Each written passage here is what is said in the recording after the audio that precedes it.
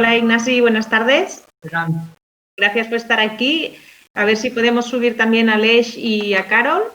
Aquí está Carolina. Carolina, buenas tardes. Gracias por estar aquí. Hola, buenas tardes. Aleix, ¿estás aquí? ¿Sí? ¿Nos oyes? Sí, perfecto. Perfecto. Empezamos esta mesa, la sostenibilidad y el valor social generado por el liderazgo empresarial en la lucha contra el COVID. Somos Ingeniería Social, estamos representados aquí por Aleix y por Aleix Vidal y por yo misma, que soy Marta Cals, y hemos realizado este estudio junto con nuestra compañera también Aina Besalú, a quien saludamos desde aquí. Un poco el contexto de haber realizado este estudio, nos planteamos en el mes de mayo como Ingeniería Social qué podíamos hacer. Durante la pandemia estábamos viendo muchas organizaciones que se estaban movilizando, ¿no?, para dar respuesta a la crisis, sobre todo a nivel sanitario, y con Ingeniería Social como organización comprometida con el desarrollo sostenible y con los desafíos mundiales, articulamos este estudio que presentamos hoy. El estudio, lo que partíamos de la hipótesis de que un marco de sostenibilidad previo era el que estaba definiendo, impulsando a las organizaciones a pensar, innovar en nuevas soluciones para aumentar la capacidad del sistema sanitario. Identificamos 10 organizaciones que hemos estudiado cuál es su contexto de sostenibilidad y cuál es el valor social que han generado con la puesta en marcha y la implementación de las iniciativas. Hoy estamos muy contentos porque tenemos a Ignasi Plaza, que es una de las iniciativas que hemos estudiado y que nos cautivó desde el principio. Es CEO de Protofy y co-founder. Y también tenemos a Carolina, una iniciativa que también nos cautivó mucho, que representa el colectivo empresarial de muebles de la Sénia. ¿Sí? La estructura un poco de la mesa, Aleix, mi compañero va a realizar primero, va a explicaros los datos clave del estudio, a nivel de iniciativas estudiadas y de sostenibilidad. Luego daremos paso a Ignasi y a Carol a que nos podáis contar un poco más para conocer un poco más en profundidad vuestra iniciativa, y luego lo que haremos es ver el cálculo que hemos hecho de este valor social generado por la iniciativa. Pues sin más, Aleix, si quieres empezar ya con el estudio. Vale, gracias Marta. Voy a presentar. Vale, pues perfecto. Hola, buenas tardes a todos y todas. Gracias por acompañarnos en la primera jornada de las 4 de la segunda semana de responsabilidad social. Os presentaremos, como ha dicho Marta, el estudio, ¿no?, en qué ha consistido y los principales resultados. Y para ello hemos estructurado un documento en 7 apartados: el alcance del estudio, explicaremos también los objetivos, aunque Marta ya ha adelantado ambas cosas. Luego pasaremos directamente a presentar las 10 iniciativas y las 10 organizaciones. Luego explicaremos las 4 fases del estudio, las que hemos seguido para realizar el estudio. Luego ya pasaremos directamente a los contenidos, ¿no?, presentando las principales conclusiones de cada una de las 4 fases. Y luego también hemos querido recoger en el apartado 6 los beneficios, ¿no?, que las propias organizaciones, a través de las entrevistas que realizamos, nos explicaron, ¿no?, que habían obtenido a raíz de impulsar las iniciativas. Y finalmente, pues las conclusiones finales. A nivel de alcance del estudio, como decía Marta, ¿no?, vimos desde marzo, ¿no?, que se estaban impulsando múltiples iniciativas y acciones, y para delimitar un poco lo que es el alcance decidimos contar con iniciativas que fueran impulsadas por organizaciones privadas y que fueran solidarias, al 100% o parcialmente solidarias. Luego también que estas iniciativas fueran destinadas a reforzar la capacidad de respuesta del sector sanitario, y para tener también una visión un poco más amplia decidimos contar también con iniciativas tanto de España como de Sudamérica. En cuanto a los objetivos, de un lado, el primer objetivo, ¿no?, poder identificar estas buenas prácticas poder explicarlas. El segundo objetivo, el ver cómo la responsabilidad social previa trabajada por las organizaciones es palanca, ¿no?, influye a la hora de impulsar las iniciativas. Y por último, calcular el valor social. Estas son las 10 iniciativas, las 10 organizaciones del estudio. ASEGEMA, ¿no? La Asociación de Empresarios del Sector Textil de Mataró y la Comarca del Maresme, que a raíz de la petición de los hospitales de la región coordinaron la oferta y demanda de equipos de protección individual con la fabricación y confección de mascarillas, gorros y batas. Basetis, una consultora que ofrece servicios tecnológicos, al enterarse, ¿no?, de que Fira de Barcelona se adaptaría y pasaría a ser un hospital de campaña, desarrollaron un mapa de geolocalización para poder ayudar, ¿no?, a los profesionales sanitarios a coordinarse, ¿no?, y a gestionar mejor lo que es la coordinación dentro del recinto. Cabify, empresa de movilidad urbana, ¿no?, realizó a través de 3 iniciativas transporte gratuito, servicio de movilidad gratuita para profesionales sanitarios. El colectivo, ¿no?, que nos lo explicará Carol más adelante, ¿no?, diseñaron y produjeron cajas de protección para intubaciones, para proteger, sobre todo en el momento de las intervenciones, al intubar, ¿no?, y sobre todo al desintubar a los pacientes. Fundación Galatea, que se dedica a dar servicios y atención psicológica a personal sanitario. Anteriormente, antes de la pandemia, lo realizaban presencialmente y ahora lo que hicieron es poder adaptar, ¿no?, y poder realizar estos servicios de forma telemática. El Gremio de Hoteles de Barcelona, con la cesión de habitaciones tanto para personal sanitario para poder aislarse, ¿no?, domiciliarmente en un sitio que no fuera su propio domicilio para no exponer a los familiares, y también para los pacientes leves de COVID, y también cedieron camas para los hospitales de campaña. Y Martidern, laboratorio de productos dermatológicos, a través de la donación de productos para recuperación de la piel y tras el uso, ¿no?, de los equipos de protección y geles hidroalcohólicos, que los donaron tanto a profesionales sanitarios como a farmacias y también a residencias de gente mayor. Protofy, que tenemos hoy a Ignasi, ¿no?, tenemos el placer de tener a Ignasi que nos lo va a explicar, ¿no?, diseñando, es la empresa que diseñó los respiradores de emergencia, que posteriormente SEAT produjo, ¿no?, en la fábrica de Mataró, y la Fundación Telmed, que tienen como una plataforma de telemedicina para poder realizar servicios gratuitos de telediagnóstico a hospitales con pacientes de COVID-19. Y básicamente el funcionamiento, ¿no?, es que los propios hospitales realizan las radiografías, tanto de tórax como de pulmón, se suben a la plataforma y una red de médicos de todo el mundo solidarios pues realizan los estudios. En cuanto a las fases, ¿no?, la primera fase fue la de identificación y selección de iniciativas. La segunda, que coincide con el primero de los objetivos, el poder describir las iniciativas. La tercera fase, analizar la responsabilidad social como palanca. Y la cuarta, intentar calcular, ¿no?, monetizar el valor social generado. En la primera fase de identificación y selección de las iniciativas, para nosotros era importante el poder tener en el estudio, ¿no?, que estuvieran representadas diferentes tipologías de iniciativas, y por ello lo que hicimos es una pequeña investigación para poder ver qué tipologías de iniciativas se estaban impulsando y poder seleccionar al menos un tipo de cada una, ¿no?, una iniciativa de cada una de las tipologías. Y también era importante para nosotros el poder ver que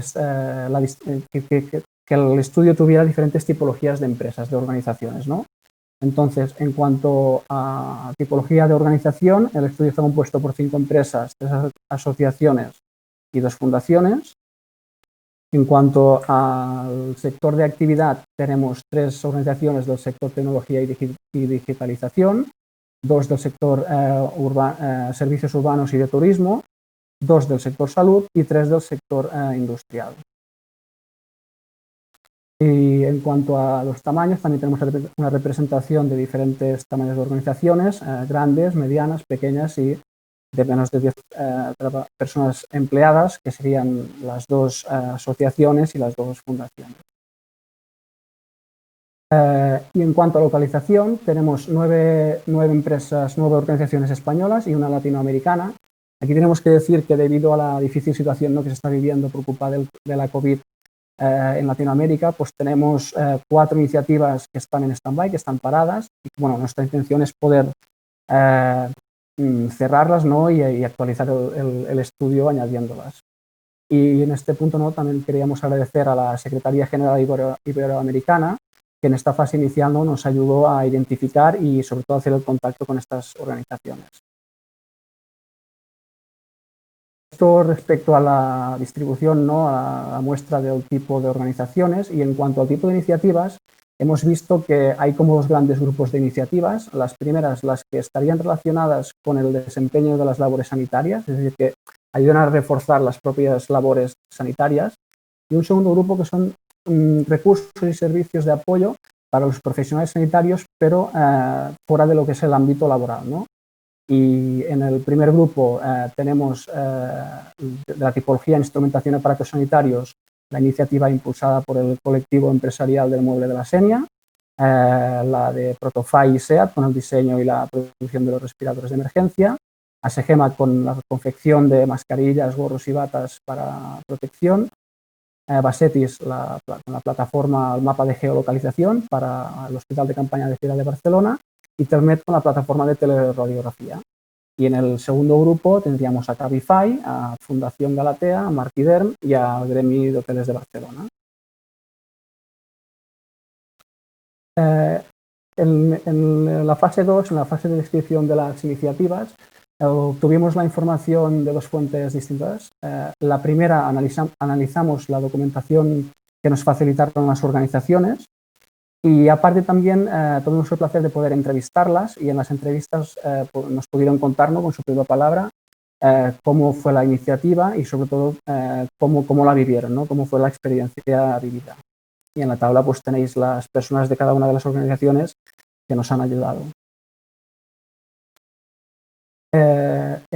Respecto a la información de cada una de las iniciativas que hemos recogido en el estudio, hemos querido evidentemente recoger la descripción, es decir, cómo se originó, en qué consistió y cómo se desarrolló todo el proceso. También hemos querido incluido los principales actores involucrados, tanto las organizaciones impulsoras como también las colaboradoras, ya que hemos visto que todas las iniciativas tienen una componente multiactor y de colaboración. Y también hemos recogido las principales cifras de impacto, número de personas, unidades producidas, y también para cada una de ellas hemos identificado la tipología de recursos destinados a la iniciativa, que básicamente son estos 3 grupos de recursos, ¿no? Las horas dedicadas a la coordinación y o gestión, las aportaciones de materiales y donaciones, y la prestación de servicios. Vale.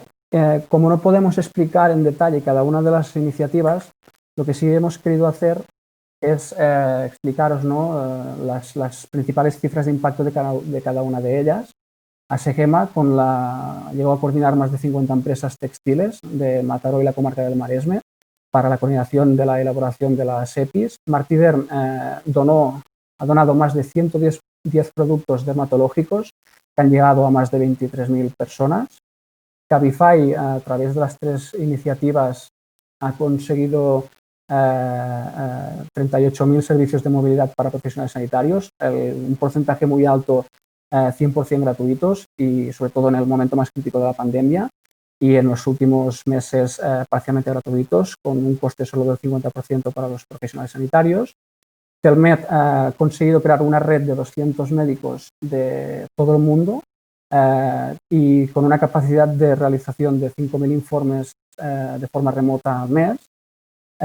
Protofy, que ya nos explicará Ignasi mejor, pero han dedicado para el proyecto más de 10.000 horas, no solo el equipo propio de Protofy, sino también las diferentes personas que colaboraron en el proyecto, un macroproyecto, con una red de más de 5.000 agentes de 60 países diferentes.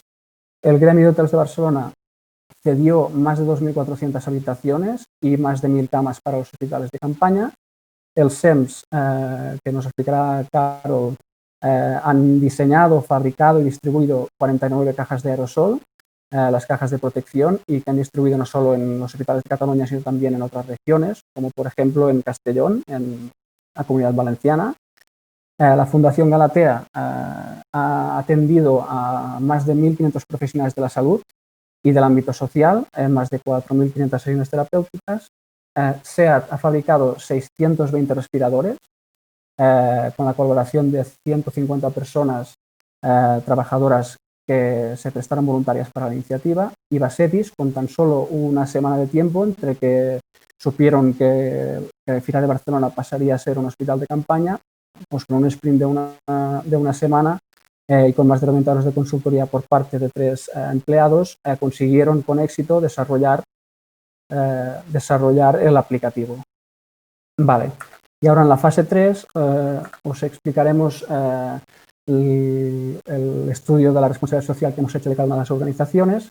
En cuanto al grado de integración de la RSC, lo que hemos hecho es analizar 9 aspectos, que son los que veis en la tabla resumen, y estos han sido los resultados, ¿no? El 100%, las 10 organizaciones tienen un propósito, una misión, visión, valores, y aparte hemos visto que tienen, la mayoría de ellas, una gran componente social, tanto el propósito como la misión. A nivel de estrategia de RSC, 6 de cada 10 tienen una estrategia de RSC y está integrada en lo que es el día a día de la organización. 5 de las 10 han hecho un proceso de reflexión para identificar cuáles son los objetivos de desarrollo sostenible a los cuales contribuyen con su actividad. 6 de 10 disponen de política de RSC y luego 4 de 10 tienen departamento responsable de RSC, elaboran memoria de sostenibilidad o estado de información no financiera anualmente, disponen de un plan de igualdad y tienen algún tipo de distintivo RSC. Y 2 de 10 están adheridas al Pacto Mundial. Y a nivel de conclusiones de este apartado, pues ver que a nivel de compromiso social, pues son 10 organizaciones que tienen un fuerte compromiso social, y a nivel de estructuras de RSC, pues si tenemos en cuenta de que 5 de las 10 organizaciones no son empresas, es decir, tenemos 3 asociaciones y 2 fundaciones, pues consideramos que también a nivel de estructura de RSC están muy avanzadas. Y en cuanto al grado de influencia de la responsabilidad social, lo que hicimos es, a través de entrevistas, preguntar directamente a las organizaciones cuál creían que había sido la influencia de esta responsabilidad social trabajada previamente a la pandemia a la hora de impulsar la iniciativa, ¿no?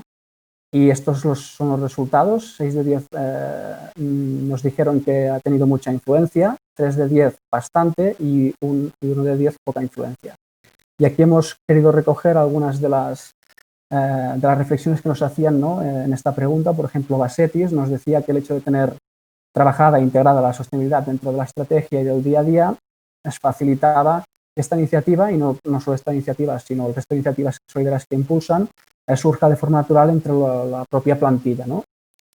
Martí Derm, también en la línea de Basetis, pues que las acciones solidarias provenían, ¿no?, de toda la organización. Cabify también nos decía una cosa muy interesante, y es que el hecho de haber trabajado la RSC facilita, ¿no?, que el órgano de decisión pueda tomar de manera rápida la decisión, ¿no?, de poder dar respuesta a la necesidad. Y SEAT, por ejemplo, nos decía que la responsabilidad social se trabaja de manera transversal en toda la empresa desde hace muchos años, lo que influye y facilita la articulación y desarrollo rápido de iniciativas como esta.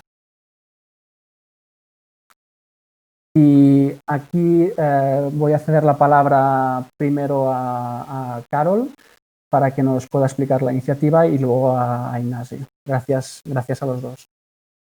Bien, bueno, es la primera vez que hablo en una plataforma como esta, así que me disculparéis la falta de agilidad. Bien, gracias a vuestra organización, a Ingeniería Social y a la organización por darnos voz en esta presentación, lo cual nos enorgullece mucho, porque nosotros somos un colectivo básicamente de empresas del mueble, pero también de auxiliares de otras empresas de la población, que somos de un entorno rural. Nuestra población, la Senia, tiene poco más de 5.000 habitantes, pero sí que cuenta con 2 detalles que pueden hacer que estemos aquí hablando, ¿no? Una es que tenemos una larga tradición asociativa, y la otra es que también desde finales del siglo XIX ha habido un proceso ya industrial, no de talleres, sino industrial. Entonces, cuando hablamos de la Sénia, no hablamos solo de este pequeño pueblo, sino también del microcosmos que conforman otros pequeños pueblos de alrededor, por ejemplo, Rossell o los pueblos de la inmensa de Benifassà. Y hablamos también de un pueblo con una emigración a lo largo de todo el siglo XX, que han venido también de zonas especialmente rurales y especialmente áridas. Sobre todo quiero destacar toda la gente venida de la Sierra de Cazorla, de los pueblos de la Sierra de Cazorla, y gente venida de Rumanía, entre otros, ¿no? Esto configura un carácter que podríamos llamar rural, pero no somos países, es decir, es rural en el sentido de que estamos lejanos de la autopista, no tenemos tren, y eso configura que estamos muy acostumbrados a luchar por lo nuestro y a sacarnos las castañas del fuego, ¿no? Veníamos de la crisis inmobiliaria que empezó en el cuarto trimestre del 2007, ya también con las garras puestas, porque hace unos años el sector se había recuperado, estábamos yendo muy bien y de repente pues nos aparece el COVID. Yo había puesto una frase en el guión que me he hecho para la presentación, que es que llovió sobre mojado. Entonces, hablaré en parte en primera persona, pero es una representación del colectivo. En concreto, mi empresa nos dedicamos a distribuir herramientas para el mueble y ya en la primera mitad de enero del 2020 ya empezamos a sufrir la pandemia porque en China estaban empezando a cerrar las fábricas de nuestros proveedores. Es decir, cuando aquí todavía se veía todo muy lejano y ninguno imaginaríamos que nos llegara el virus, ya veíamos que algo muy gordo estaba pasando en el otro lado del planeta, ¿no? Entonces, ahí eso empezó de una manera natural a preguntar a nuestros proveedores qué estaba pasando, cómo lo veían, también a nuestros competidores y proveedores europeos, a decir, oye, ¿cómo lo veis? ¿Qué está pasando con esto? Me acuerdo muy al principio que un proveedor me dijo, están mirando si pasa virus por el cartón, porque entonces tienen miedo de que esto pase a la India, es decir, ahí había ya como un sustrato de preocupación. Eso hizo que nos impulsáramos también como colectivo a hacer nuestro grupo de WhatsApp, a decir, oye, aquí hay algo, ante lo que no tenemos ninguna experiencia y tenemos que activar mecanismos rápidos porque una de nuestras obligaciones como empresarios es proteger a nuestros trabajadores, a nuestra gente y no sabemos cómo lo vamos a hacer y entonces empezamos a estructurarnos sin saber muy bien para qué, ¿vale? Entonces, también Ignasi, tuve la oportunidad de estar con la gerente del clúster de domótica en la feria ISE de Ámsterdam. Entonces ahí nos hicimos amigas enseguida, ¿no? Y al cabo de 2 semanas, al regreso, cuando ya era un hecho de que se había anulado la feria esta de telefonía, tal, ella me llamó y me dijo, necesitamos unas bisagras para unos respiradores. Entonces yo me di cuenta que había empresas que estaban haciendo algo para el COVID, ¿vale? Desde nuestra ruralidad y desde nuestra pequeñez y nuestra insignificancia, no te ves metido dentro de un mundo que no sabes, o sea, sí se sentía frustración, impotencia, pero no había como una vía cómo se podía colaborar en ese entorno nuevo y dramático, ¿no? Entonces, la buena y mala noticia a la vez, porque lo bueno es que ninguno de nosotros estuviera aquí hablando de lo que vamos a hablar, ¿vale? Estamos hablando así porque hubo una situación de crisis. Y la buena noticia es que nos pusimos manos a la obra, ¿no? En nuestro caso, yo dejadme hablar con orgullo de toda la gente que estuvimos metidos en esta historia, con mucho orgullo, porque para nosotros nos pilló no solo a contrapié a nivel de estrategia, sino también de estrategia a contrapié, pero no a contrapié en ADN, porque el ADN de colaboración. Entonces, bueno, lo que decía es que el hecho de estar en una comunidad pequeña también hace que los flujos estos sean naturales y entonces estrategia nos pilló a contrapié, pero no la naturaleza de colaboración, ¿no? Entonces, esto pasó que yo esto en las múltiples horas que he tenido oportunidad de hablar con él, el doctor Jordi Castellnou, del Hospital Verge de la Cinta de Tortosa, él es el jefe de los anestesistas, hizo una llamada en redes, ¿no? A nosotros nos llegó a través de la web de ADEDE, de la Asociación de Mujeres Empresarias, a través de la anestesista Natalia Gallén, que ellos se descargaron un aplicativo, un diseño que se diseñó para uso libre en Taiwán y dijeron, ¿esto nos lo puede hacer alguien? Era la pregunta que lanzaron al mundo, ¿no? Este doctor, cuando vio que el virus estaba ya en Italia, se dio cuenta de que desafortunadamente no contaba con los equipos de protección necesarios, sobre todo al principio, y entonces indagó qué se podía hacer, ¿no? Entonces se bajó este diseño y lanzó la pregunta al aire. En ese momento teníamos tiempo porque teníamos las fábricas paradas, estábamos preocupados y en mi caso concreto sabía que la industria podía hacer algo. Yo tenía un poco de policarbonato en la empresa porque tenía que hacer unas protecciones para unas máquinas. El ingeniero que me las tenía que hacer estaba confinado en la Sénia, que normalmente él trabaja en Martorell. Entonces dije, bueno, ¿y por qué no? Si alguien no puede cortar y alguien no puede doblar, podemos hacer eso, ¿no? Lo puse en el grupo del CEMS y mi sorpresa fue que desde el minuto cero la gente se lanzó a buscar en sus almacenes, la gente se lanzó a decir, yo sí, cuenta con mi máquina, abrimos la empresa mañana, veniros a tal hora, a ver qué podemos hacer. Hablo con el médico me dice si podemos hacer unas modificaciones. Entonces, bueno, aquello fue abrir la caja de Pandora. Al día siguiente, a las 8 de la mañana, estábamos todos manos a la obra. El médico cambiando el diseño, la gente diciéndome a mí qué es lo que tenía que hacer. Yo es que no tenía ni idea, vamos, porque no es nuestra industria. Nuestra industria no es trabajar los materiales, los plásticos. Nosotros somos industria del mueble. Sí que en el pasado se ponían unos plafones en las puertas de los armarios, pero es muy tangencial. Nosotros nunca pretendimos hacer una labor profesional con eso.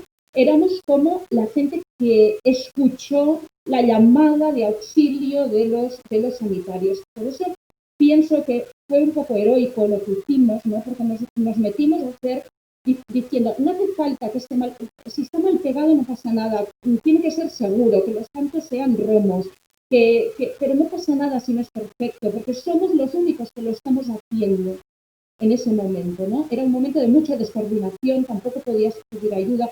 Entonces, bueno, fue una cosa pues muy chula porque a través de ADERE dijimos que ya lo estábamos haciendo y entonces pues una de nuestras socias, su compañero, su marido es cámara en TV3, oye, se lo digo a mi marido, nos vino TV3 a grabar y desde que nos grabó TV3 nos empezó una luz de llamadas pues muy emocionantes, como por ejemplo un señor que hace rótulos en Menorca, que dice, yo quiero hacer esto en mi isla, ¿no?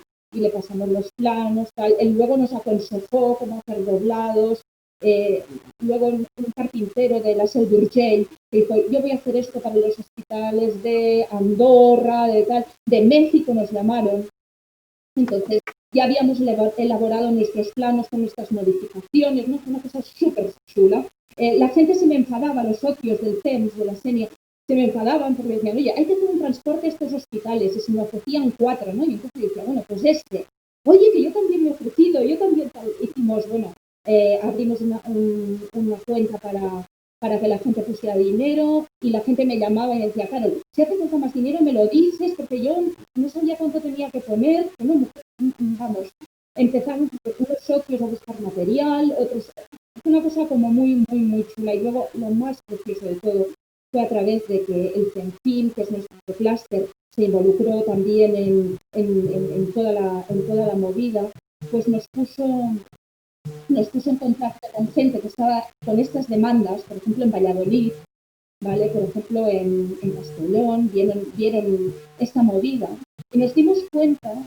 de que éramos muy ágiles, muy próximos, que respondíamos muy bien y no han sido 49 campanas de incubación, han sido 49 campanas hechas con todo el amor del mundo desde el asenio a los sanitarios, sabiendo que siendo una segunda protección, en algunos casos actuaban de primera protección. Entonces, nosotros cada vez hemos corrido y hemos ganado 10 minutos a un transporte o días enteros, porque en plena Semana Santa organizamos una cadena de vehículos hasta Valladolid, todo con voluntarios y permisos de la Guardia Civil.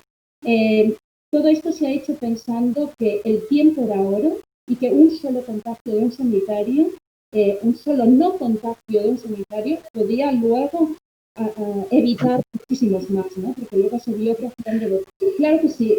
Lo único yo, terminar diciendo que esta iniciativa ha marcado un antes y un después en el colectivo, que ahora sí que nos planteamos esto también a nivel estratégico y que no solo nos ayuda a dar más visibilidad, sino que también hemos visto una oportunidad para mantener ocupación en el pueblo a raíz de hacer productos incorporando el tema de la protección, ¿vale? Entonces, agradeceros de nuevo nuestra participación en este foro.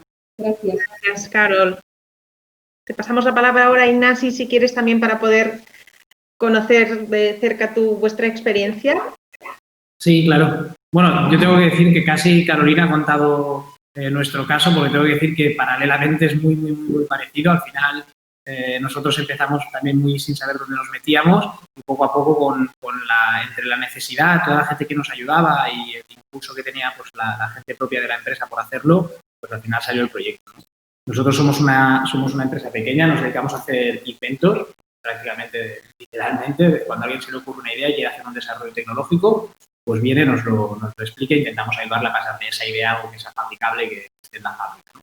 Entonces, bueno, hacemos cosas muy, muy, muy distintas. Igual podemos hacer un dispositivo médico un día, o algo para la industria farmacéutica, o algo para la industria de las patatas, ¿no? Entonces pasan cosas muy, muy, muy diversas, productos que van a usuario final y otros que son más pues una aplicación técnica, industria 4.0.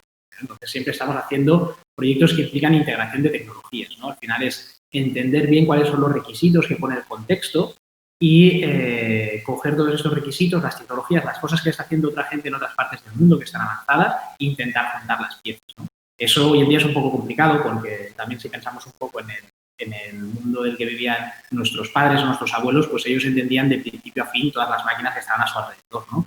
Que si tú abrías un coche en su época, pues más o menos siguiendo el caminito podías saber qué estaba pasando. Hoy en día nos pasa casi lo contrario, que entender de principio a fin cómo funciona algo es muy complejo, ¿no? Es o casi imposible, ¿no? Bueno, al final están pasando tantas cosas que están a una escala tan pequeña que es difícil de entender. Y entonces, pues ese es nuestro oficio, ¿no? Entonces, a nosotros, la verdad es que sí que veíamos las señales en la televisión en enero y todo esto, pero no éramos realmente conscientes, no habíamos hecho, también igual por la juventud y por ser un poco echados para adelante, decíamos, bueno, pues será otra gripe aviar, será otras vacas locas y no nos afectará, ¿no? Pero bueno, al final estamos aquí el viernes, creo que era 13 de marzo, si no me equivoco, y nos confinaron, ¿no? Dijeron, ya hoy los niños no van al colegio, gente que trabaja con nosotros ya no podía venir a trabajar porque tenía que quedarse con los niños en casa, a partir de mañana a ver qué pasa. Y entonces ahí es cuando nos pusimos ya un poco nerviosos y dijimos, bueno, esto va más en serio de lo que realmente nos creíamos y pensamos en ver qué podíamos hacer. Se nos ocurrió hacer una aplicación, se nos ocurrió hacer varias cosas y al final vimos que mucho del problema que habían tenido en Italia era con el tema de los respiradores. Entonces, nosotros no teníamos una ambición de desarrollar un respirador a gran escala, ni mucho menos de llegar a fabricarlo con SEAT, sino que nuestra idea era, bueno, empezar haciendo quizá una publicación, buscar un sistema alternativo de suplir esta demanda y si lo publicamos en Internet y alguien tenía la suerte de encontrarlo y le servía, pues buena suerte, ¿no? Esa era nuestra aspiración inicial. Entonces, empezamos por el principio. Nosotros, cuando trabajamos, solemos empezar intentando resolver la parte que tiene más incertidumbre del proyecto. Y en este caso de aquí veíamos que los respiradores eran una máquina muy compleja, que tenía muchas partes, tenía muchas electrónica, era complicada. Y además veíamos que las fábricas estaban cerradas, que era muy difícil conseguir stock, que homologar un dispositivo que se nos salgase mucho en el desarrollo, pues podía tener un impacto muy grande en la cadena temporal, ya que veíamos que esto es una cosa de que iba de semanas, que no estamos hablando de meses, sino que iba de días o semanas, esa es la orden de magnitud. Intentamos hacer algo que funcionase para ya. para ella mismo. Entonces, nos pusimos a investigar y vimos que los respiradores, digamos que la parte complicada era el conectar y el desconectar a alguien, ¿no? Que eso era lo más complicado de hacer. Entonces dijimos, bueno, pues la parte no complicada, ¿cuál es? La de entre medias, ¿no? Y aparte de la casualidad, que esa era la parte que al final estás más días en esa fase, ¿no? Entonces pensamos, bueno, igual si encontramos algo que podamos hacer para suplir esta parte y alargar y que entre medias, pues si no hace falta una máquina tan compleja, puedan poner otra más sencilla, de eso, pues esto es lo que se nos ocurrió. Entonces vimos que en las ambulancias tenían los AMBU, que son esta especie de pelotas que utilizan para hacer las reanimaciones cardiopulmonares, y decimos, bueno, pues igual si cogemos uno de estos que ya da aire y debe tener sus válvulas de seguridad y toda la historia, y la gente lo aprieta con la mano y podemos poner un motor, pues quizá con esto podemos conseguir hacer uno que sea automático y funcione por sí solo, y en vez de estar alguien personal sanitario pues apretando con su mano, podemos conseguir que lo haga una máquina, y si ganamos 20 minutos, pues todo eso que nos llevamos. Esa era nuestra ambición. Entonces nos pusimos a investigar, hicimos una primera máquina que no sé si visteis alguna foto en el periódico, quizá en las noticias estaba hecha de la misma madera que la pared de aquí atrás, no era casualidad, pero en ese momento no teníamos material, así que tuvimos que desmontar parte de las paredes de la oficina para poder recortar las maderas y toda la historia y poder montar el primer cacharro, y a partir de ahí fue cuando empezamos a trabajar. Entonces conseguimos que un periodista del periódico nos publicase una noticia de casualidad, y a partir de ahí todo despegó, ¿no? Entonces fue cuando ya un industrial, los de Toga Motors, que son una fábrica de Extremadura muy grande que hace motores, vio que habíamos escogido un motor de limpiaparabrisas para hacer funcionar el respirador de emergencia que estábamos construyendo. Se puso en contacto y nos dijo, pues no os preocupéis por esta parte, se lo habéis solucionado, si vemos la fábrica en marcha, yo pongo por nuestro lado. A partir de ahí nos encontramos con los hospitales, que nos escribió también, Canruti y el Clinic, empezamos a trabajar, parecía que la cosa funcionaba bien, luego encontramos a SEAT, que la verdad que el esfuerzo que hicieron ellos para poder producir esto masivamente fue espectacular, y así fue un poco como salió el proyecto Oxygen, ¿no? Yo diría que fue, esto hemos hablado mucho de esto estos días con todo el equipo, ¿no? Pero al final nos da la sensación de que los proyectos o cualquier cosa en realidad no las hacen ni los países, ni las empresas, ni los equipos, ¿no? Los hacemos las personas, ¿no? Entonces te das cuenta enseguida que dentro de las empresas, de las instituciones, de todos los sitios, hay gente que está allí, que son capaces y mueven cielo y tierra para hacerlo, ¿no? Y aunque, digamos, dándoles el dedo, te cogen todo el brazo y enseguida se ponen a ello y te ayudan tanto como pueden y hacen lo más que pueden dar, ¿no? Y eso fue lo que pasó con Oxygen, ¿no? Al final fue un proyecto que empezamos aquí. Nosotros somos somos unas 12 personas trabajando en Protofile, y no todas a tiempo completo, o sea que en realidad somos muy pequeños.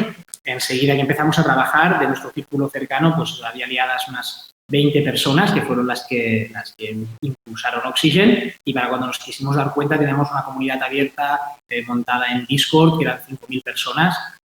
Hicimos prototipos y se hicieron producciones en más de 75 países, contamos ya ahora. Se hizo en serie alrededor de 10 países. Trabajamos con las marcas más famosas del mundo, Volkswagen, SEAT, Renault, Scania en Brasil, por ejemplo, muchas otras empresas, incluso las más grandes de cada sitio, ¿no? Por ejemplo, en Perú estuvimos trabajando con Modasa, que es una empresa de motores que tienen allí, ¿no? Estuvimos apoyando a las universidades, a los distintos equipos, y la verdad que aún no somos conscientes, ¿no? del impacto, ¿no? Es cierto que aquí en España el respirador, para cuando ya llegó la curva, ya está empezando a bajar, y por suerte no se tuvo que utilizar en gran medida, pero sí que es verdad que lo que creemos que sirvió al final fue un poco para dar esperanza, ¿no? Es decir, para dar ayuda a la gente, pues los sanitarios cuando estaban trabajando y veían que estaba desbordado, pues al menos tuviesen la esperanza de que llegarían las soluciones, de que no iban a estar solos y demás. Eso es lo que creemos que, después de haber hablado con la gente, lo que más sensación ha dado. Y en cuanto a la RSC, nosotros conocíamos el término, pero no entendíamos lo que significaba. Siempre hemos estado ayudando a gente de nuestro alrededor y siempre hemos entendido que todo lo que hemos ayudado nos ha devuelto siempre multiplicado por 10, y lo hemos intentado hacer siempre así. Por eso nos metimos a este proyecto a ciegas, porque la verdad cuando nos metimos las expectativas eran de que íbamos a cerrar la empresa, porque no sabíamos cómo íbamos a salir del follón si dejamos parados los proyectos con cliente. Pero bueno, al final, como bien decía, pues todo vuelve, y de hecho hemos salido reforzados. Esto nos ha ayudado mucho, y como empresa pues hemos dado un paso y hemos subido un nivel más en la tienda. Más no puedo decir. Muchas gracias, Ignasi, porque yo creo que es interesante conocer vuestra iniciativa. Nosotros, ya como te hemos dicho siempre, pues nos cautivó desde el principio, y explica muy bien lo que es la sostenibilidad o hacia dónde tendría que avanzar la sostenibilidad. Yo creo que ahora nos quedan unos 5 minutos para poder presentar el cálculo que hemos hecho del valor social aportado, ¿no? Además del comentado, y veremos también algunas entrevistas que realizamos con personal sanitario, las aportaciones que nos dijeron, pero también queríamos compartir pues, con los oyentes esta metodología, ¿no? del cálculo del valor social generado por las iniciativas.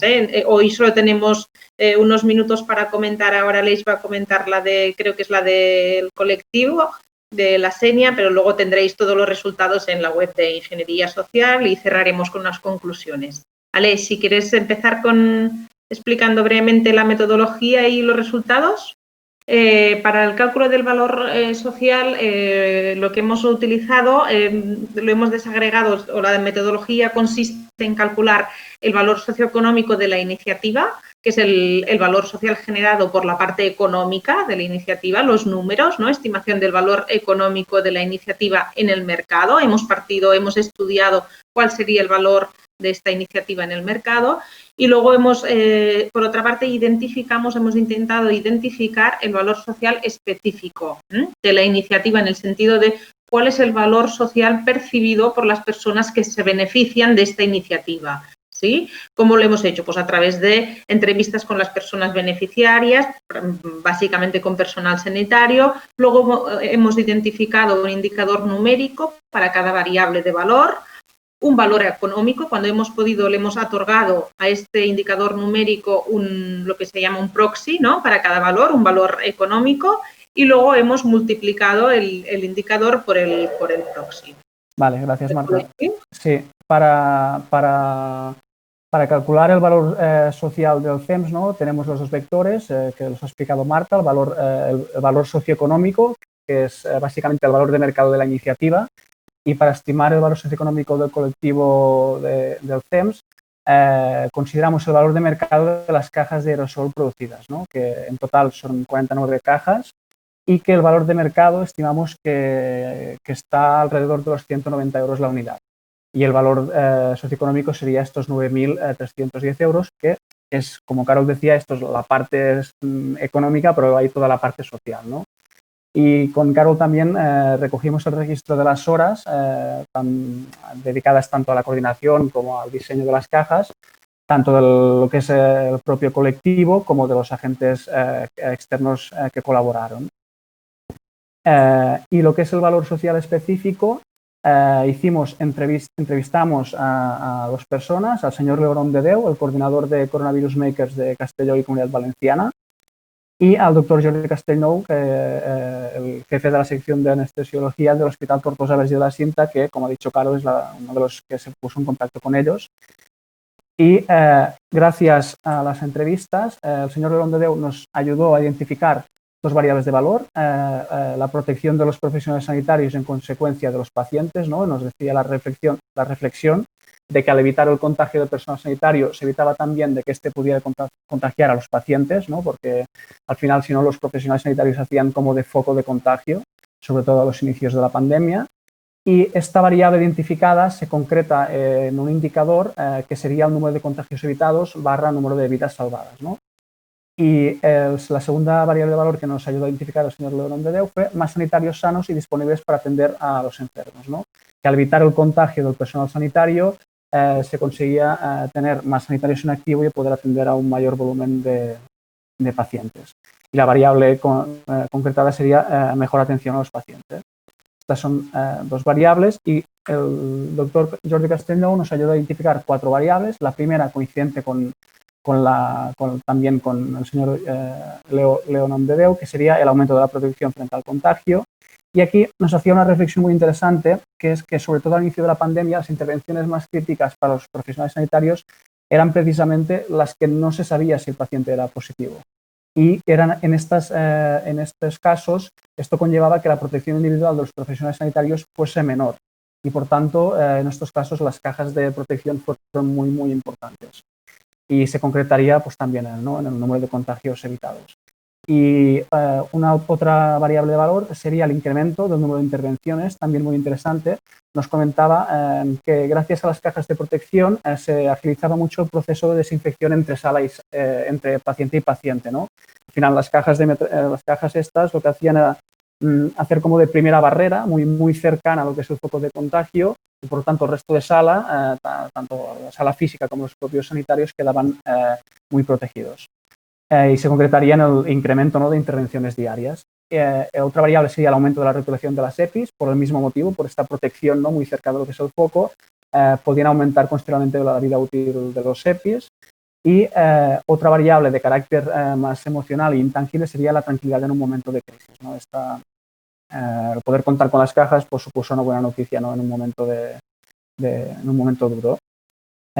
Y estas variables de valor las hemos podido identificar a nivel cualitativo, pero no hemos podido monetizarlas, porque lo que nos encontramos fue que los indicadores, por ejemplo, el número de intervenciones diarias, que es un dato que realmente no es difícil de poder estimar, ¿no? Si tú tienes las intervenciones que se hacían antes de las cajas y las de después, pues podrías tener el dato. El problema es que en esos momentos los hospitales no estaban para recoger estos datos, y es la situación en la que nos encontramos, ¿no?, cuando pedimos los datos. Luego lo que también queríamos mostraros un poco por encima es los beneficios que las propias organizaciones nos indicaron, ¿no? Por ejemplo, satisfacción, ¿no?, y refuerzo a nivel interno, que Basetis, por ejemplo, nos decía que se había reforzado la cohesión del equipo e incrementado la motivación interna. Cabify, pues que había ayudado a reforzar el compromiso y impacto social de la compañía. Otro beneficio, pues posicionamiento, ¿no?, y mayor visibilidad y refuerzo de la marca.